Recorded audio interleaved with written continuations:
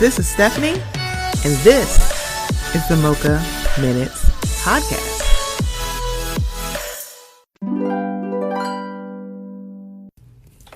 Hey guys, before we get into the episode, I just wanted to let you know about something that's a little new here at the Mocha Minutes Podcast. We are now participating in Buy Me a Coffee. So if you haven't heard, buymeacoffee.com is a place where you can show some support and some love monetarily to some of your favorite content creators. That includes me. So it's in the increments of either $1, $3, or $5, and you can do as many as you would like. So I just wanted to let you guys know, would love some support. So if you would go to buymeacoffee.com/Mocha Minutes, I would greatly appreciate it. It will also be in the show notes. Okay, here we go.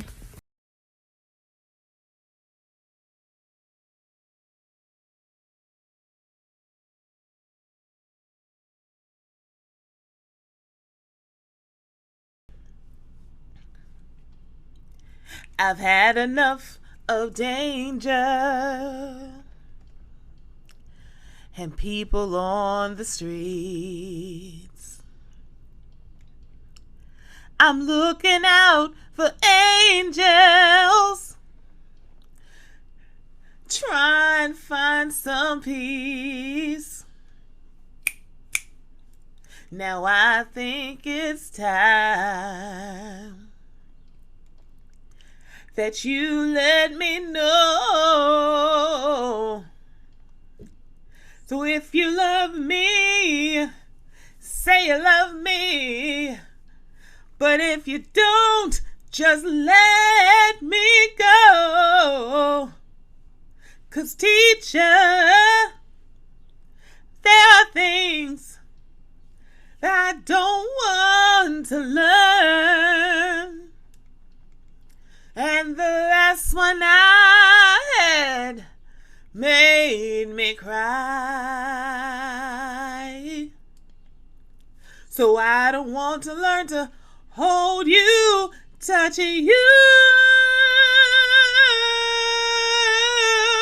and think that you're mine. Because it ain't no joy for an uptown boy whose teacher has told him goodbye. Goodbye.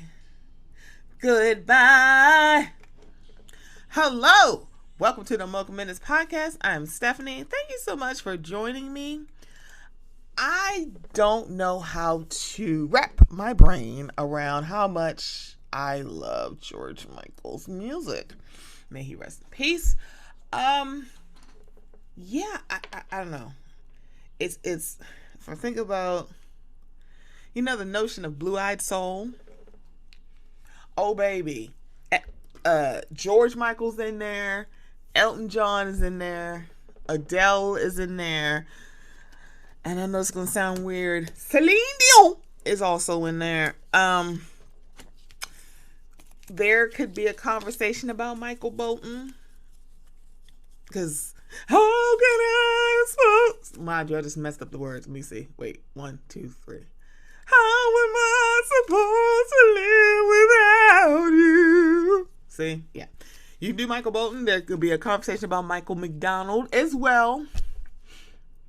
Tom Jones. But there's thoughts about Tom Jones and how that is not a white man. Allegedly, this might be a multiracial man, maybe? I don't know. Because there's been talks for a little while that Tom Jones is a man of color, partly. I don't know, though. I don't. But anyway, yeah, I'm putting together my list of blue-eyed soul. And I think the caveat is those that are not culture vultures about it. So you probably understand why a certain person who used to be in a certain boy band whose hair looked like ramen noodles, I would not put in this list. Okay, thanks. I don't care what Timberland says. So let's lots been going on in these Bravo streets, in these internet streets, in this love and marriage Huntsville street. Girl, it's a lot. It's a lot going on. So let's talk about some things. Talk about some things. Okay. So I don't even know how to put this is kind of low key for me, only because, well, only because for me, both of those people are bozos. So them getting into it is just kind of like, girl, what is this? So if you saw it on the social medias, apparently Amanda Seales is on tour right now.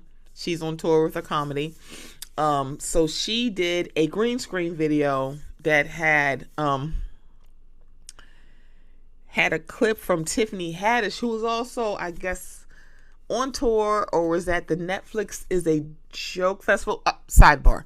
When I tell you, I teared up when I saw Sinbad walking out to the stage and the amount of love that he got. There is something that you just love about Sinbad.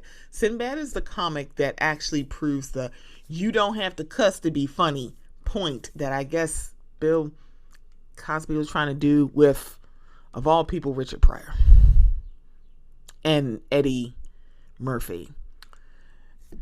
Sinbad, for the most part, has been a clean comic, and he suffered a stroke about a year or so ago, which is why he was not on the HBCU tour with the rest of the cast of Different World. So to see him come out, because I know they probably worked up to him getting out there,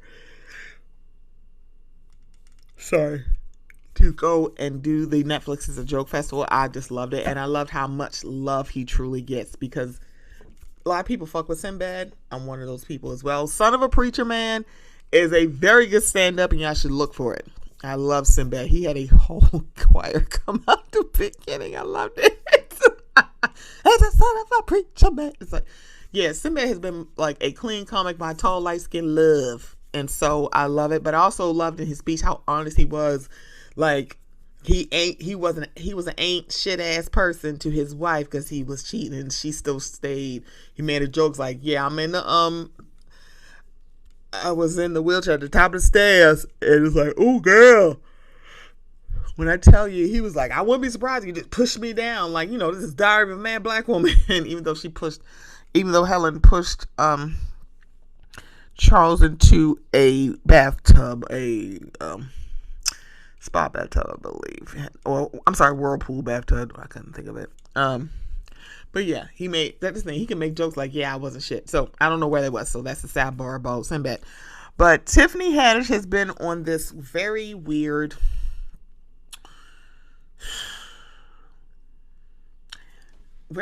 tour of speaking her mind about what is happening in the genocide in Palestine, and taking the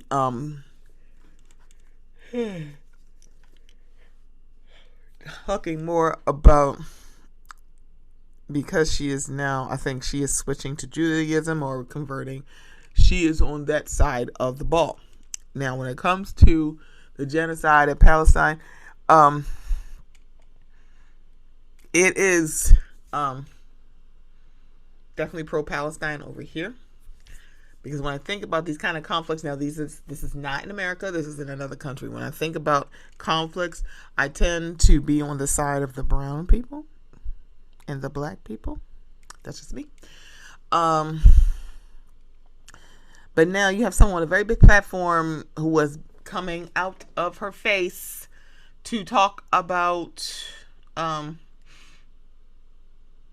her feelings about what's going on in Palestine.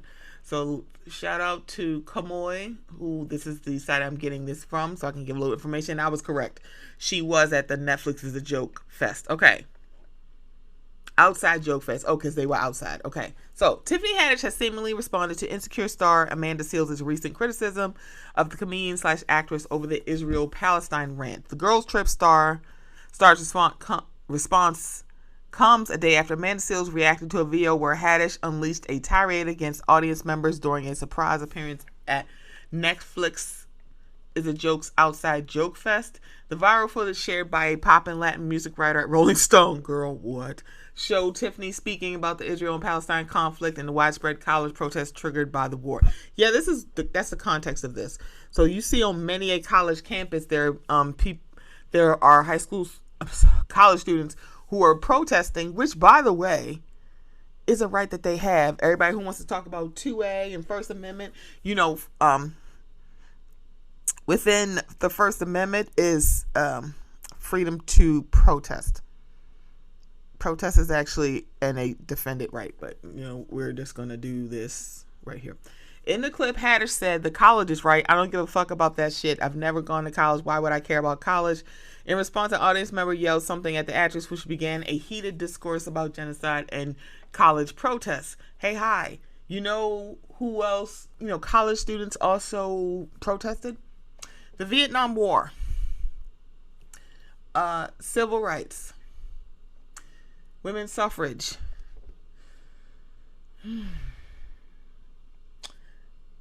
the war in the Middle East, the Berlin Wall. When I tell you, college campuses is a place where a lot of people bring up how they feel. I mean, you can also sit by on the other side of the ball where they had, in Virginia, Charlottesville, that was also on a college campus, where they didn't have a permit, but they still showed up. Okay, never mind. Let me be quiet. So, this weird thing, I don't give a fuck about the college. No one said the building, bitch. They were talking about the kids, the people that attend the college, not the college students. That's what you should be talking about. So that's where the clip is coming from.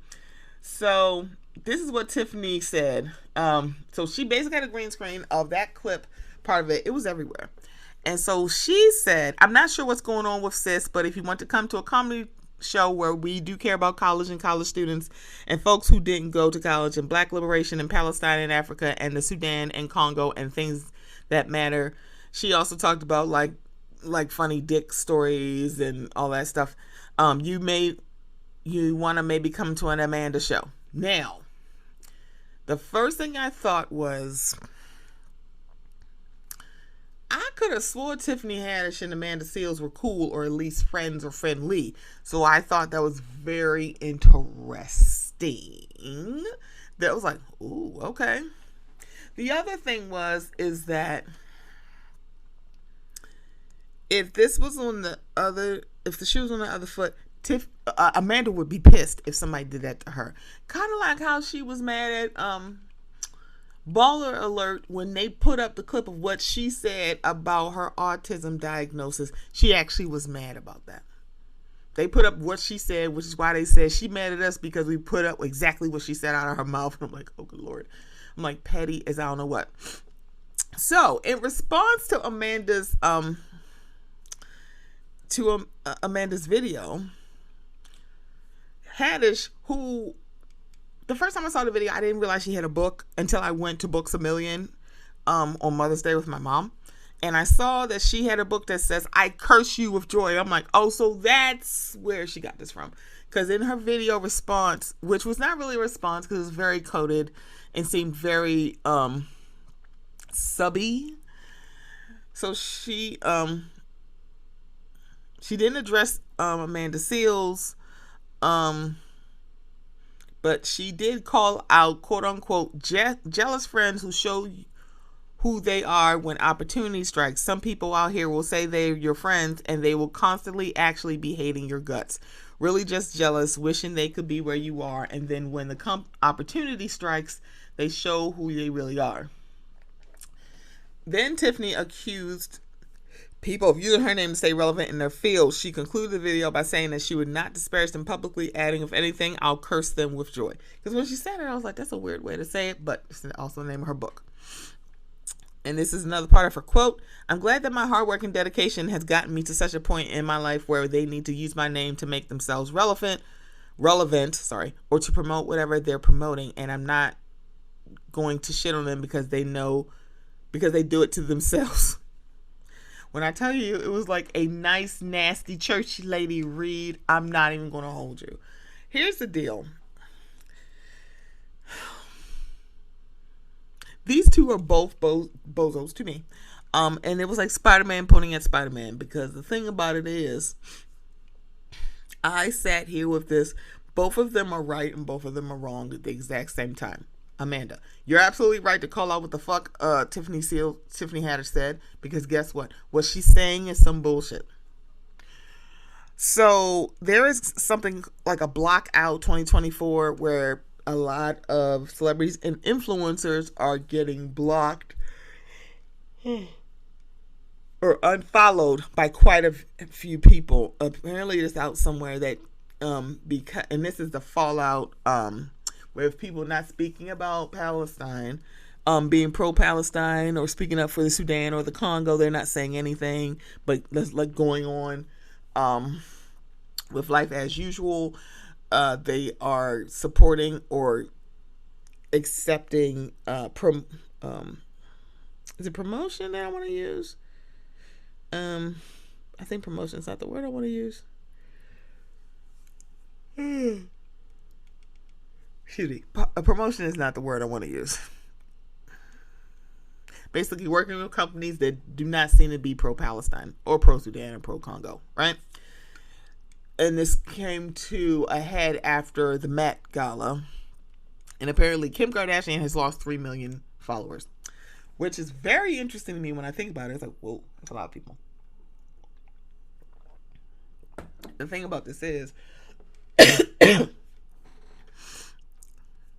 if this was a smaller, and when I say smaller, that's very relative, but I believe that Kim Kardashian has a very, very, very big social media footprint. So I said that she, like, apparently she lost, for the Blockgate, she lost 3 million followers. She currently has 363 million followers.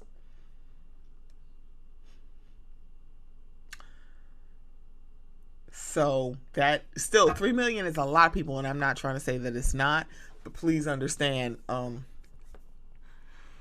knew she had like a huge amount of fans. I think Lizzo has come out in the last few days basically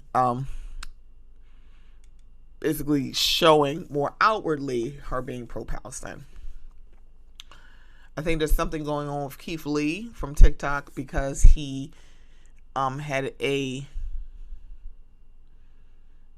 promotion with Pizza Hut, and Pizza Hut I think is on the list of places that we don't fuck, that hashtag we don't fuck with them, because of their stance on Palestine and the genocide, right?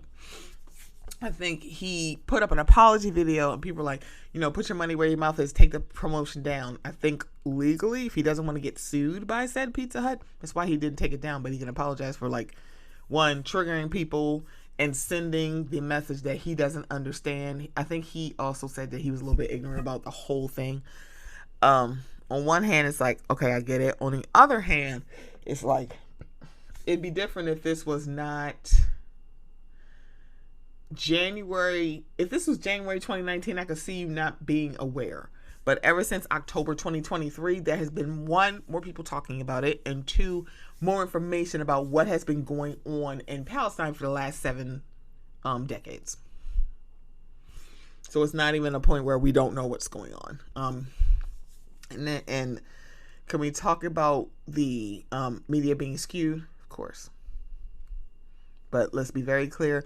When it comes to conflicts that involve brown people, please understand the media will be contorted to make the brown people look bad. I thought we all kind of knew this, but maybe you didn't, but that's neither here nor there. So people are getting blocked. They're going to stop fucking with people. And so I said, like, this week that I said I had an unpopular opinion that I didn't want to put on a timeline, because I'm like, I don't know. It's an unpopular opinion. And one of my followers, they are always choosing violence. So they're like, no, do it. It's like, oh So yeah, DD Sweets at Hey DD Sweets, they put this on their Twitter. They said do it, and I was like, I don't know what I want to do, but I'm gonna do it. So here's my unpopular opinion, and this is really based on people like Tiffany Haddish, Lawrence Taylor, Luke Campbell, that guy that's on The Shy, but he was on Ballers, and yeah, he keep talking. I understand and I know that people with big followings, if you take a stance on something, it means a lot and you can reach a lot of ears and eyes. However, if you cannot guarantee what this person is going to say or what side of the coin what side of the argument, what side of the table, what side of the room you think they're going to be on, please don't ask them to speak, because you'll get a Tiffany Haddish where you're sitting here like, oh girl, shut up. It's like, yeah, I'd rather some of y'all just kind of be quiet. Yeah, babe, don't say nothing else. I need y'all to not say anything. Don't say nothing. Nope, nope. Be quiet. And the thing about, because I get why we're like you have a big platform, you need to say something. Like, if you don't know if this person is going to say the right thing and be on the right side of history, please don't ask them to speak. Because we get a Tiffany Haddish. We get a Lawrence Taylor. We get a Killer Mike. We get an Ice Cube.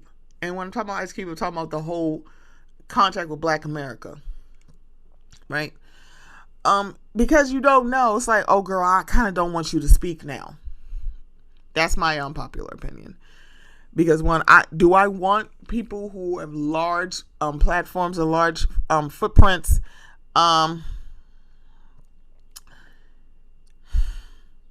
Yes. I want y'all to speak, or stop acting like shit is not going on right now.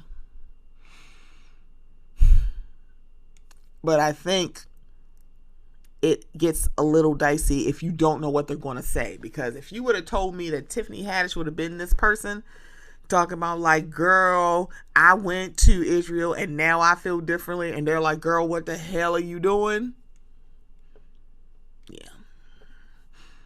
Yeah. Everybody can't be on the right side of history, unfortunately.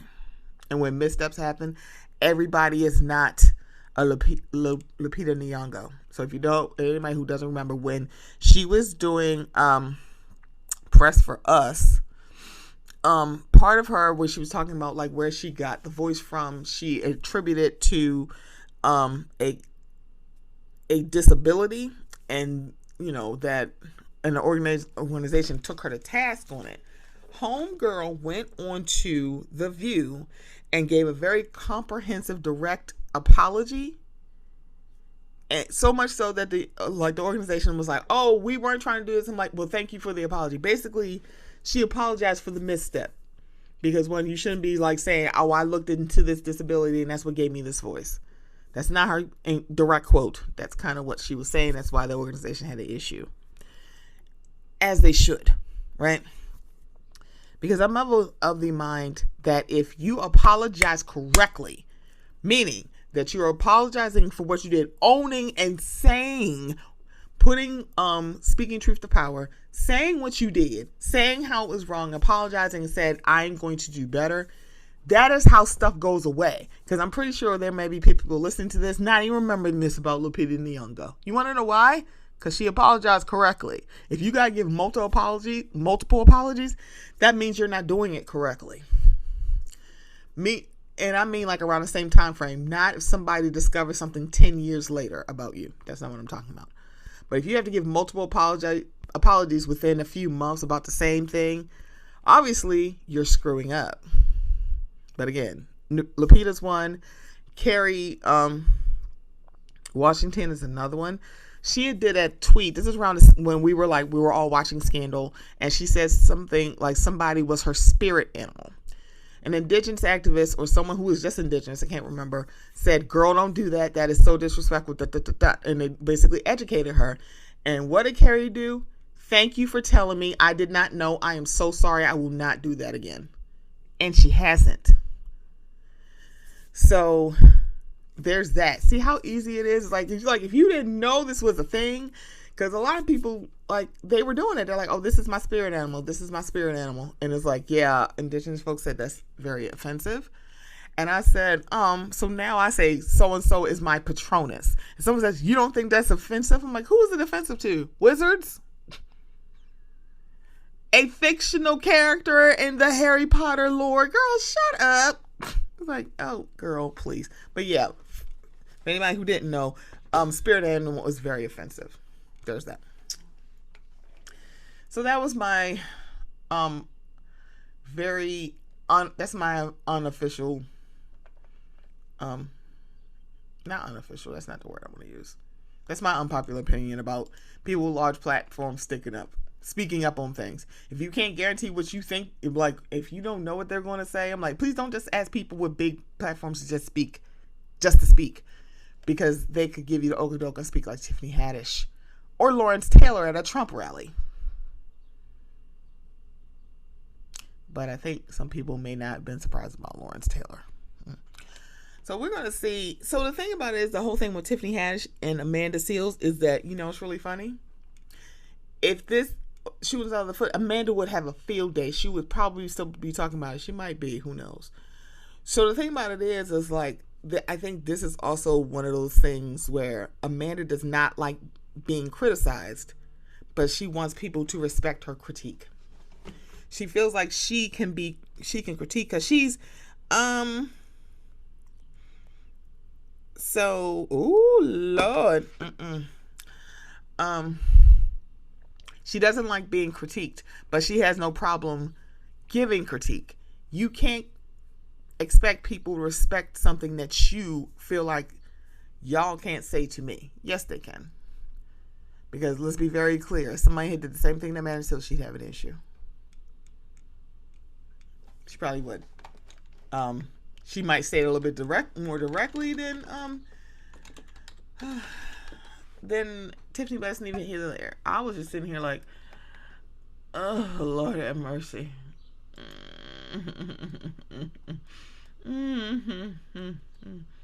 Okay. Yeah. So I'm putting this in mid-key. So if you didn't know, every football team has what's called a kicker or place kicker. For the Kansas City Chiefs, that is Harrison Butker. Harrison Butker was a keynote speaker at a commencement for a Catholic college. This man, Lord have mercy. This man said some really interesting things in his speech. The speech was about 20 minutes. It's a long speech.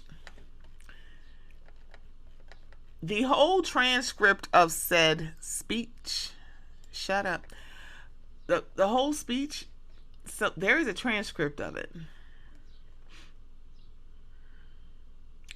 So, for some odd reason, May 11th, Benedictine College asked the place kicker for the Chiefs to come out and be their commencement speaker. Not exactly sure.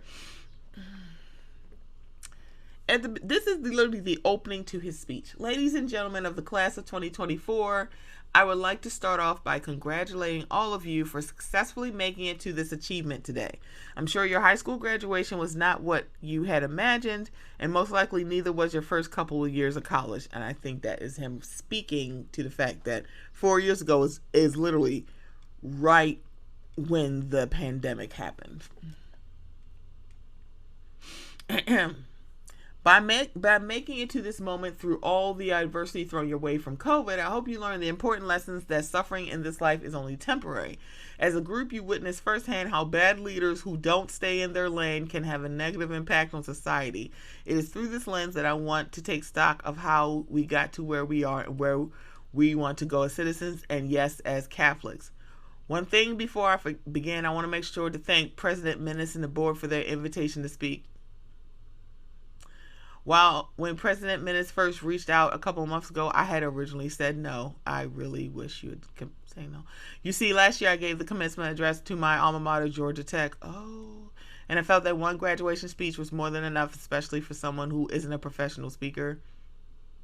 But of course, President Menace used his gift of persuasion and spoke to the many challenges you all faced through the COVID fiasco and how you missed out on so many milestones the rest of us older people have taken for granted. Sir,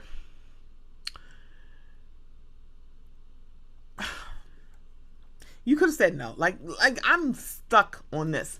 While COVID might have played a large role throughout your formative years, it is not unique. Bad policies and poor leadership have negatively impacted major life issues. Things like abortion, IVF, surrogacy, euthanasia, as well as growing support for degenerate cultural values in media all stem from the pervasiveness of disorder. Girl, what? Wait, in vitro fertilization, surrogacy. Girl, shut up! Okay. Our own nation is led by a man who publicly and proudly proclaims his Catholic faith, but at the same time is delusional enough to make the sign of a cross during a pro-abortion rally. He has been so vocal in his support for the murder of innocent babies that I'm sure to many people, it appears you can be both Catholic and pro-choice. He is not alone. For the man behind the COVID lockdowns, to the people pushing dangerous gender ideologies onto the youth of America, they all have a glaring thing in common. They are Catholic. This is an important reminder that being Catholic also doesn't cut it. You know who also is Catholic? I could have swore it was Donald Trump. And the COVID lockdowns, baby, COVID started in March of 2020. When was Biden elected? Oh, that's right. The election happened in November 2020, and he technically did not take office till January 6, 2021. So if you really want to blame somebody, it's the Catholic that actually was in the position before him.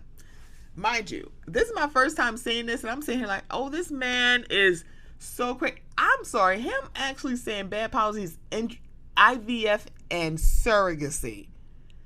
Girl, I cannot. Oh, he's very Catholic. And here's the thing. I know a lot of people who are Catholic. Being Catholic is not synonymous with being a head ass. So let's talk about the stuff that he said about women. Let's go. For the ladies present today, congratulations on an amazing accomplishment. You should be proud of all that you have achieved to this point in your young lives. I want to speak directly to you briefly because I think it is you, the women, who have had the most diabolical lies told to you. How many of you are sitting here now about to cross the stage and are thinking about all the promotions and titles you're going to get in your career? Some of you may go on to lead successful careers in the world, but I would venture to guess that the majority of you are most excited about your marriage and the children you will bring into this world. I can tell you that my beautiful wife, Isabel, who would be the first to say that her life truly started when she began living her vocation as a wife, as a mother. I'm on this stage today and able to be the man I am because I have a wife who leans into her vocation. I'm beyond blessed with the many talents God has given me, but it cannot be overstated that all my success is made possible because of a girl I met in band class back in middle school because a girl I met in band class back in middle school would convert to the faith, become my wife, and embrace one of the most important titles of all, homemaker.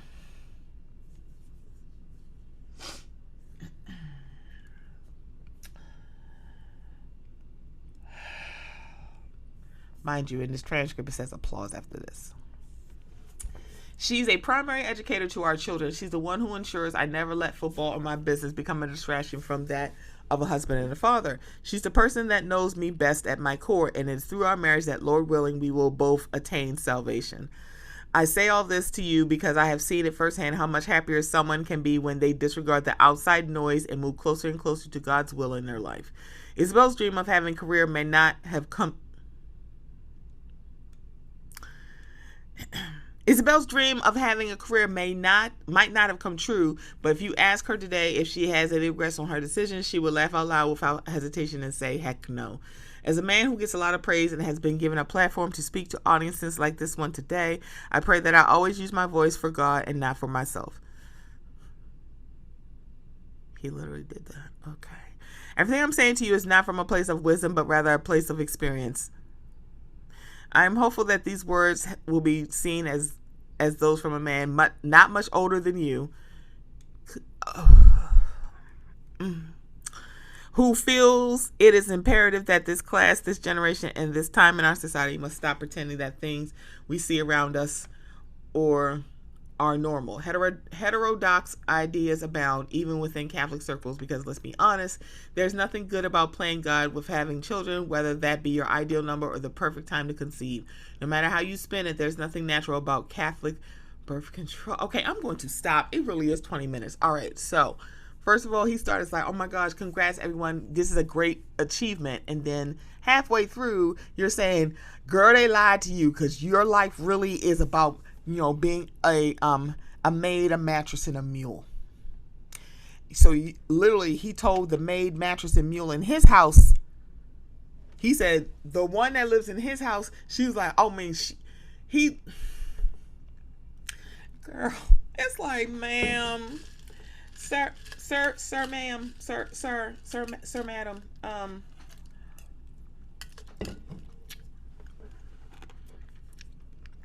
Shut the hell up was literally sitting right there.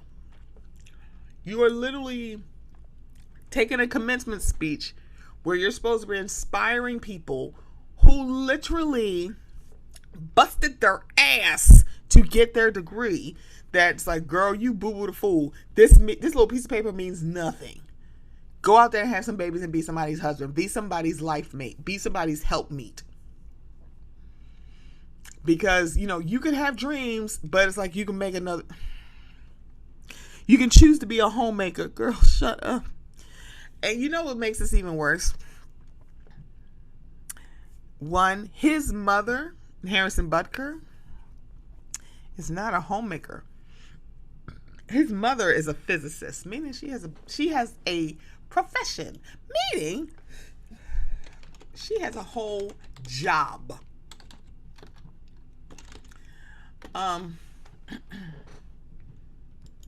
So here's the deal.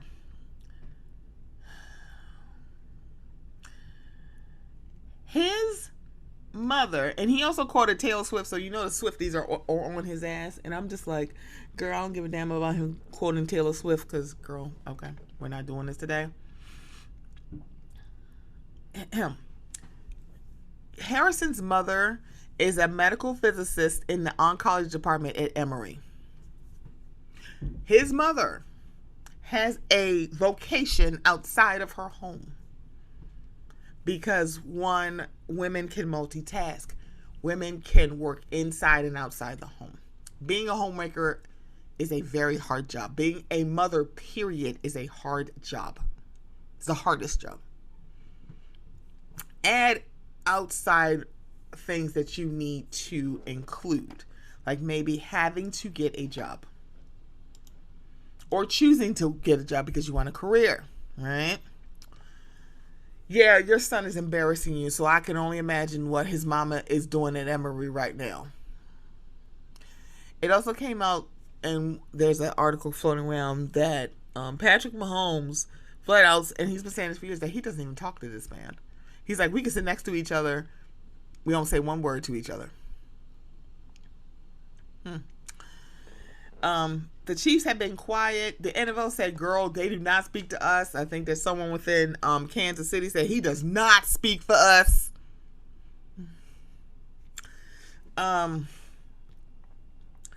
Kelly Stafford, wife of Matt Stafford, who Matt Stafford was the LA Rams quarterback when they won the Super Bowl in 2022. She said, this is what Miss Kelly said. I want to point out a few things. It is a choice. It is a woman's choice whether she is just a mom. It is a woman's choice whether she decides to be a career woman. It is a woman's choice if she decides to do both and balance and do all of that. And I think for someone to get up at a commencement speech and tell women who have been working their butts off for 4 years, possibly paying their way and are now in debt, and they're going to need a career that their biggest success story will be, okay, wait. Oh, shut up, girl. It is. Sorry. And I think for someone to get up at a commencement speech and tell women who have been working their butts off for 4 years, possibly paying their way, and are now in debt, and they're going to need a career, that their biggest success story will be being a mom and a wife. And don't get me wrong, there might be, but it's their choice whether they do that or not. To tell them they have been diabolically lied to, in a world where it's tough, I feel like we constantly tear each other down. I feel like to build each other up, to build men and women up, not tear each other down, because you know what? There's some bright ass women that can change the world. And to tell them that they don't really belong in the workplace. The thing, yeah. So the thing was, I made it a point to find, no shade, a white woman to speak to that. Because one, Harrison Butker is y'all problem. Please understand. The 43% that voted for Trump, baby, this is why we looked at y'all funny, because one, he y'all mouthpiece, okay, for all the women, the men-centered women, all the women who carry the pail of misogyny up the hill, baby, this is what happens. Because the thing about it is, you are like, Harrison Butker is an ass. What he said is ridiculous. But the thing about it is, it's kind of like, what he said is ridiculous, but also water is wet. Breaking news. Everybody kind of knows that. For some people, they're like, well, I mean, he got free speech. He can say what he wants. Yeah, and people can respond to him. That is also free speech. Harrison Butker is an ass. There's a petition going around asking for the Chiefs to remove him. The petition needs to be, that man cannot speak at any other colleges. See, that's the thing. He can have it. Like, no one is saying he can't speak and how he feels. No one's saying that. But this man cannot read the fucking room. You said that at a college commencement, meaning that all these women that are sitting there, they finished their degree. You're saying this as they graduate, like, girl, they lied to y'all. There was a time around 50s and 60s, where many women who went to school, they didn't go to school to get a degree. They went there to get a husband. That could be partly because there was safety in having a man in your home, because not until the late 1960s, women could not get their own bank account on their own.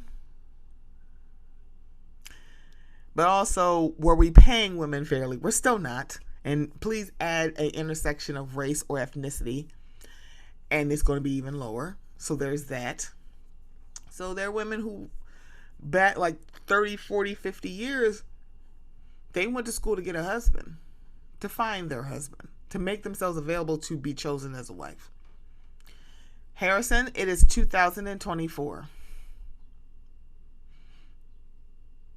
I'm sorry, what was this speech supposed to do? How, girl, you got up to there to be like a complete head ass at a commencement.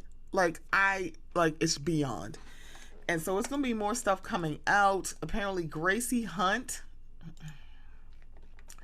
who is the wife of the owner of the Chiefs, Clark Hunt.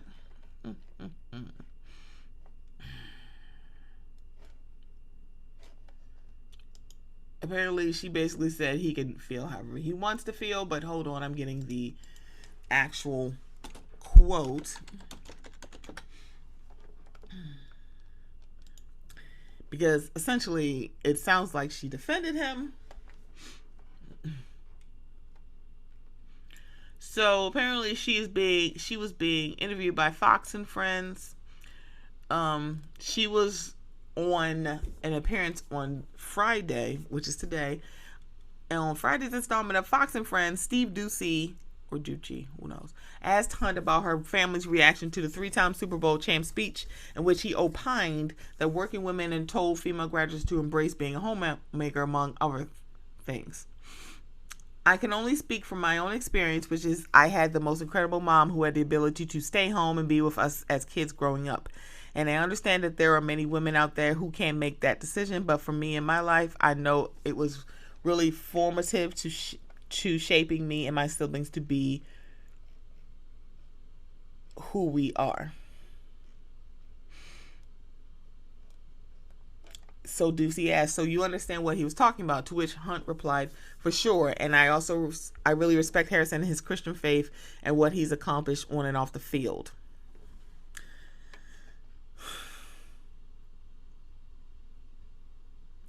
I'm sorry, Gracie Hunt is not the wife. That is the daughter. Tavia Hunt is the mother.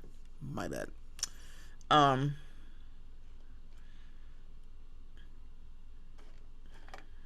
Yeah.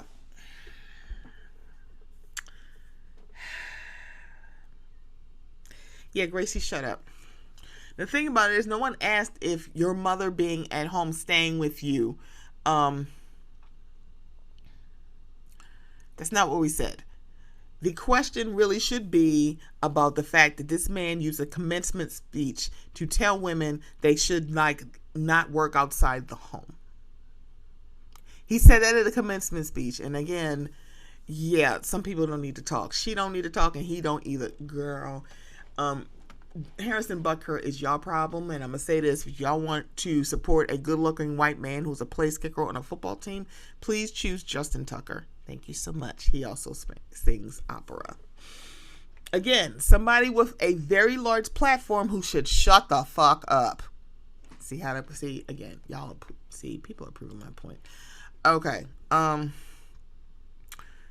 Kel Mitchell was on Club Shay Shay. When I tell you, Club Shay Shay started before Cat Williams and it's going to continue after Cat Williams. So Kel Mitchell decided to come to Club Shay Shay, and I love that we're seeing Ty Tribbett. I like Ty Tribbett. I've always liked his music. We're gonna be all right. I'm sorry, I really do like Ty Tribbett's music. I was very surprised, and I guess my question is going to be, why did we get a performance from Ty Tribbett? I just didn't understand, but it sounds like Ty is going to make Shannon stay for at least 45 minutes at a Sunday service based on his music. Yeah, Shannon, go all the way back, because Ty got nice bangers. Okay. So Kel told a story about his wife and how his wife cheated on him repeatedly. A baby that she allegedly aborted was not his. So yeah, he's apparently Kel Mitchell right now is also a pastor of a church. I'm not going to ask who the heck he is talking about. But yeah, Kel Mitchell is another person who brought stuff to the Summer Jam screen. And when I tell you, first it was Gary Owen last week, and now Kel Mitchell this week, and here come their ex-wives going, girl, what? Now here's Gary Owen, no S, was talking about how he doesn't have a relationship with his children. And, Shannon said, do you think it's the mother's fault? I can almost guarantee you it's not. If Gary Owen, no S, children were under 14, then I could probably say maybe they could be getting inspiration or being fed things. I'm putting that in quotes from Kenya. But his kids are grown adults. They're in their 20s. After a certain time, your kids can actually make up their own minds. Here's the other part of that. Kenya could not say anything to those children, but those children could watch her in pain. They could see her crying. They could see how her affect changed. And as anybody, I'm somebody who is 10 toes down from my mother. Watching her in pain is not something I'm going to see, and I'm literally have a whole bunch of smoke for anybody who causes my mother pain. Gary Owen is literally stupid to think that his kids don't think that about their mother. It's like, oh my, I don't know, she could be telling them stuff, and she was like, I don't want to just put it on them. I'm like, you can't put it on her. And Shannon was being a typical man, saying, you think the mama said something? If these kids were 6, 7, 8 years old, you might have a little basis. Kids in their 20s, and Kenya has an older child. No, baby, it's you. they can form their own opinion based on how their relationship is with you and how they've seen you treating their mother. They don't need no help with that, sweetie pie. They don't. So this is what Kel said during his part, and I think his is about close to 2 hours. I ended up marrying my ex-wife because we had another baby. We had the abortion, and then we had a baby, and she ended up telling me that the baby that was aborted wasn't mine. Within that process, we already married within a lie.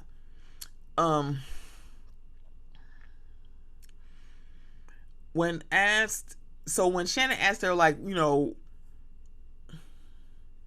with their marriage the same after, you know, that revelation, he said, no, this is the beginning. This started at the beginning. Within that process and that being known, now I'm on TV, I don't have time to process that.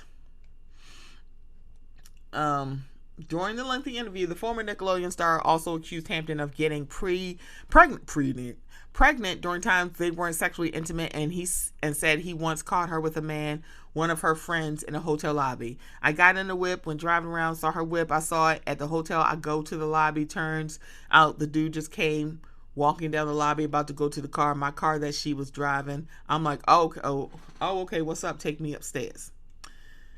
The last straw for Mitchell, which led to his filing for divorce, was allegedly receiving a call from a man who said he and Hampton wanted to be together. The former couple was married between 1999 and 2005 and shared 2 children named Allure and Lyric. He went on to have 2 other children, daughter Wisdom and son Honor, with his current wife, Aisha Lee Mitchell. The couple married in 2012. So I'm reading this from the Essence site, and there is a picture of Kel and Asia at the LA premiere of the Book of Clarence, and she is wearing a shirt, and this is from January 2024, and the shirt she wears says, "His ex is my biggest fan." Girl, Lord have mercy. So the thing about it is more he was saying about it, I'm like, you know, she about to come out and say that now, sir, what you're not going to do is lie. So, of course, Hampton came out on TikTok and said some of this. Dude, are you okay? This is the story I guess he's been telling people, and I'm sure the story has morphed into 5 different men. I don't even know. You're trying to get people not to like me or think I'm some whore, and that will somehow change the reality of what happened. That's just not how it works at all.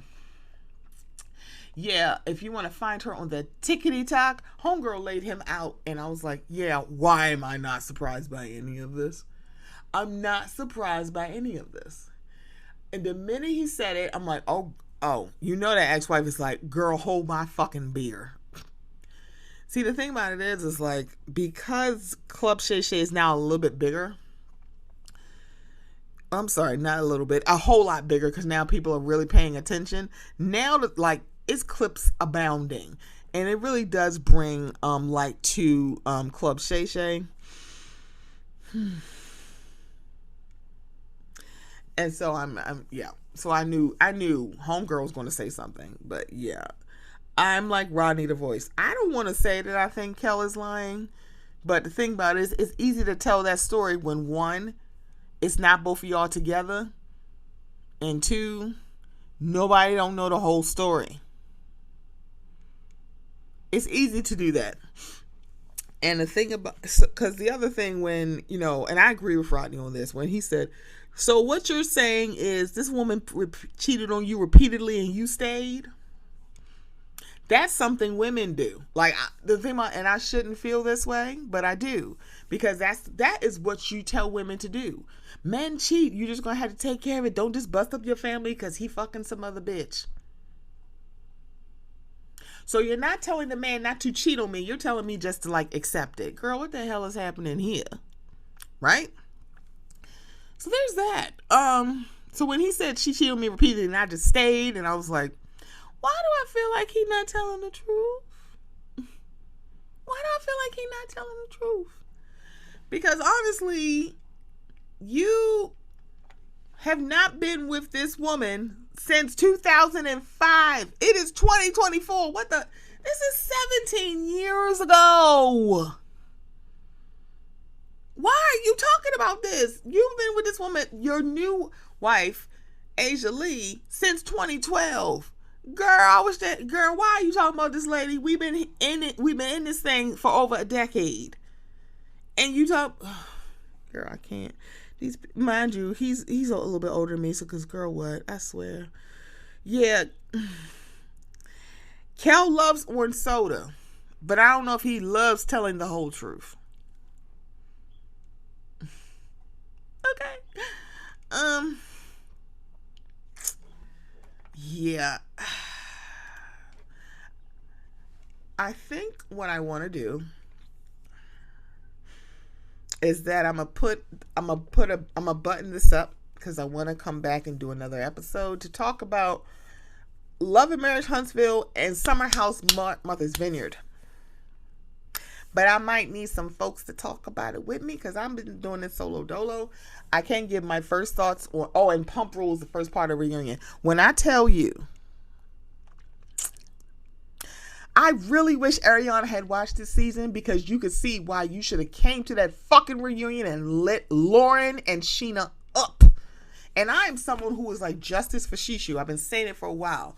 But I'm so glad in the finale that Ariana did the thing that I said you need to do. Girl, stop talking to me about the grief of you losing Tom Sandoval as a friend.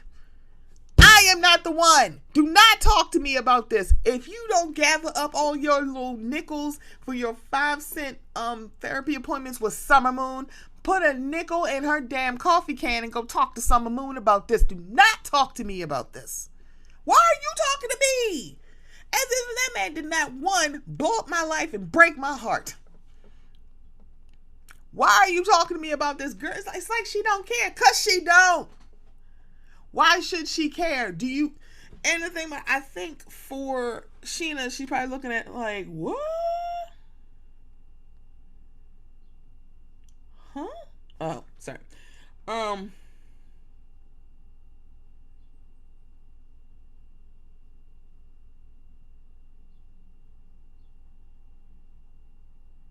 I'm sorry. Sorry, I just got... Sorry, I had to pause the recording because I was reading something like I got confused. I'm like, let me read it. Never mind. I'm glad Ariana said it. I just really wish that she had watched the season because I'm like, girl, you could see, even though they did an after show. But I think the way that the questions were framed, they were framing it like, tell us how you felt in that moment. Not really like what we saw on the show. Right? I think it's a little bit of both. But for Ariana, it's like, girl, I didn't watch because guess what? I don't want to go back and experience those feelings. I don't blame her. Because what we're not giving like space to is that this happened about 4 or 5 months after the scandal actually broke. Is that new also too, if we want to give grace to Sheena? I'm like, it's new for you too? Here's the thing. Ma'am, your instant reaction when you found the shit out is literally to allegedly put your hands on Raquel. So why are you making it seem like Ariana's so out of place that she is like not making this easy for you if that was your reaction to Raquel? Let me tell you something. I have no idea how none of y'all have literally put your hands on this man. Because y'all are like bringing up that Ariana should have just left. I'm sorry. Y'all not saying that to Tom Sandoval. Why is he back? He could have stayed gone, just like Raquel, but y'all telling Ariana she need to leave. Lisa, shut up. If you don't go to that chateau in the French countryside and leave us alone, stay over. Go back to France, babe. Go back to France. Because I'm like, oh, baby. The only people who really stayed, like, pro Ariana this season was, of course, Katie. And the one that surprised me, if you watch the after show, you will be very impressed, is James Kennedy. Because even at the reunion, when they brought up the whole thing, like, y'all made me, like, I guess they felt a way about her moving on from Allie so quickly. For Raquel so quickly with Allie. It didn't seem like it was really directed towards Ariana, because I don't think it was. But I think that's a problem, because the person who brought that up was not him. It was Andy. And he's like, oh, I'm over it. I'm like, yeah, I don't sound like you're really over it because he had an issue with it. Can I understand why? Yes. Do I think he's right? No. This is not the same thing, because that is the running narrative.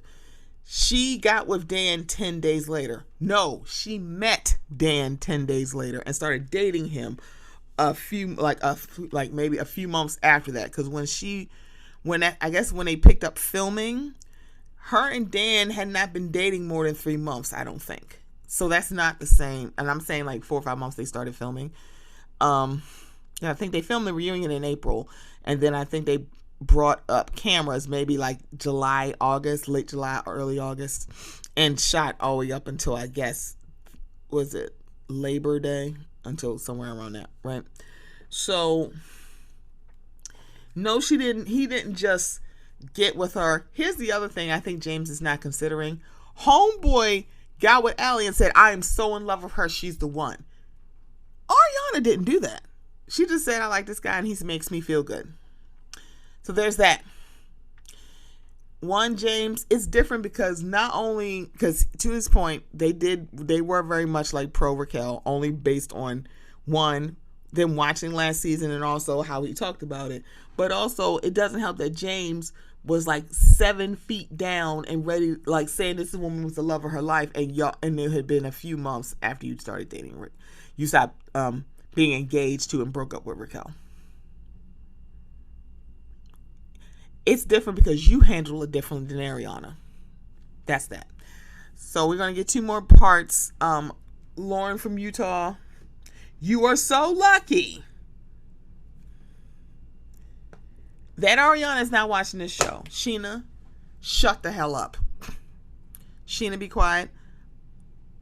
Lauren, be quiet. Schwartz, be quiet. Is anybody else on that? Sandoval damn sure be quiet. But yeah, because Sandoval don't know the meaning of words. Grooming mean like it is linked to pedophilia. No, it's not. He tried to equate grooming to pedophilia. That's not true. That's not what it means. I think because the person who used grooming was actually Lala. I think that Sandoval, I'm like, fuck this grooming. He flat out lied to Raquel and took advantage of this girl. Like, okay, you're not a groomer, but you damn sure took advantage of Raquel because she believed what you said, even though we all knew you were lying. Okay, let me stop before I get off. I'm gonna be like, Rodney, let me stop because I find myself getting mad. I'm about to get mad. Get mad. So let's pick this up at a later. Let's pick this up in about. I think for Pump Rules, I think I'm gonna wait until the whole reunion is done and then give a few thoughts. And to those fellas in Philly who said that as a podcaster, recapping reunions is hard because it's so much. It's not. If you have experience and if you don't find yourself literally changing your stance. Okay. But y'all, this has been a Mocha Podcast. I will be back. Thank you so much for listening.